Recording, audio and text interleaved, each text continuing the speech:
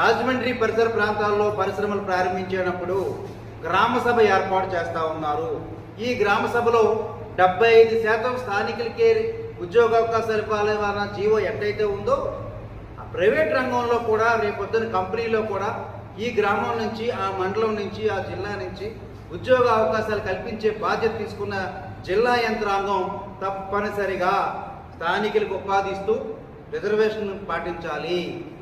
వీరు యాజమాన్యం ఎండి గారి కోట, మేనేజ్మెంట్ కోట, వాళ్ళ క్యాస్ట్ ఎక్కువ ఉందని చెప్పి ప్రతిభ ఉన్న మమ్మల్ని అణగదొక్కే ప్రయత్నం చేస్తున్నారు.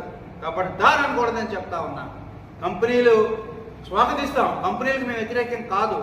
కానీ అదే సందర్భంలో మా కుటుంబాలు, మా జీవితాలు ధ్వంసం చేయొద్దన్నదే మా విజ్ఞప్తి. రాబోయే రోజుల్లో ఈ ఉద్యమాన్ని 26 జిల్లాలతో పాటు దేశవ్యాప్తంగా తీసుకెళ్తాం. నాకు ఈ అవకాశం ఇచ్చిన పెద్దలందరికీ ధన్యవాదాలు. జేటీ రామారావు, ఏపీ ప్రజా సంఘాల చేసి అధ్యక్షుడు.